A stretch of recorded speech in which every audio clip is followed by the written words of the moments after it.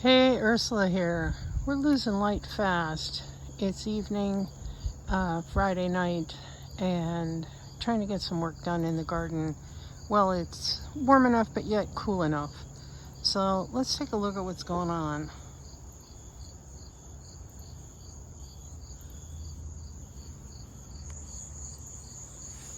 Okay, this is our mystery pumpkin vine.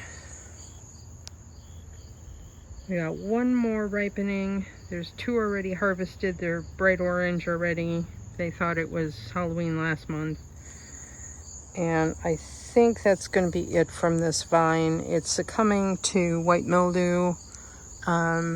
It's a sign that it's winding down.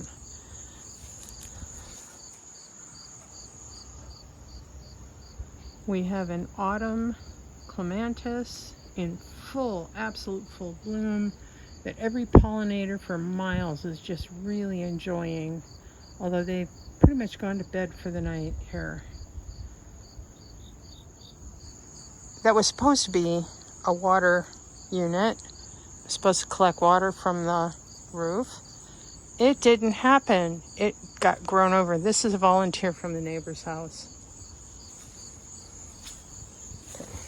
I'm going to show you this fencing because this is going to be my deer proofing for the next year. I'm going to cut this into 6-foot sections and put it over the beds to protect them from the deer eating. Let me show you what I've got going on. We had a lot of erosion earlier this year. We had tried and failed horribly to stop the shrews from going in and out of the cracks of the cinder blocks. So I decided I was going to put them, instead of east-west, I was going to switch them to north-south and make smaller raised beds. You see, this is what I got done today.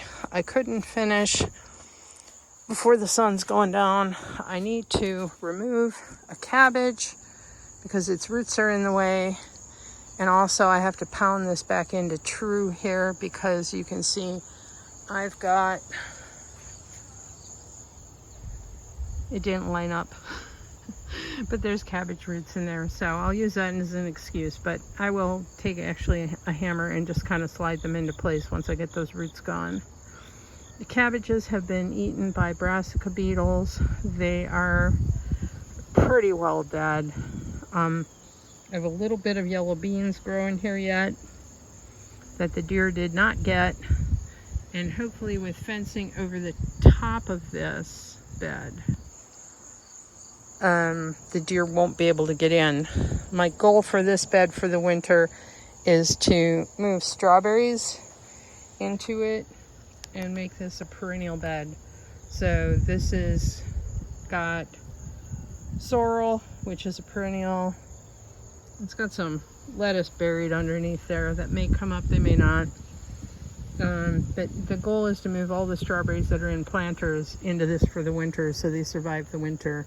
Because planters don't survive, and I don't have anywhere indoors to keep them. I don't have a greenhouse, so they're going to have to get rooted, and we have about 6 weeks till frost, so this is a good time to do this.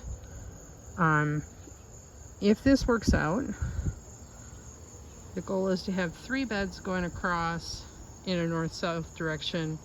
That'll be the cornerstone. There was just way too much space on the path up here, which allowed for weeds to grow because we just plain don't go down that way. But this is right at the top of a stairway, so we should be going up and down here regularly. I'll probably set the a row of cinder blocks across here for us to step up and prevent erosion going down the hill from further up, just to make it a little more level. It'll also help us control this mess down here.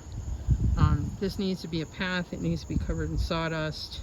It's not. It's overgrown with volunteer tomatoes, which should be getting ripe in a couple of weeks, I think. We've got quite a few in here. Don't know what they are, but I'm sure they'll be tasty. So there you have it. That's tonight's video. Stay tuned and see how things turn out. There's a lot to do yet. the bed behind this along the wall is full of potatoes yet, in theory. So I can't give you a final potato weight until we get that bed dug up. Take care, everybody. Happy gardening.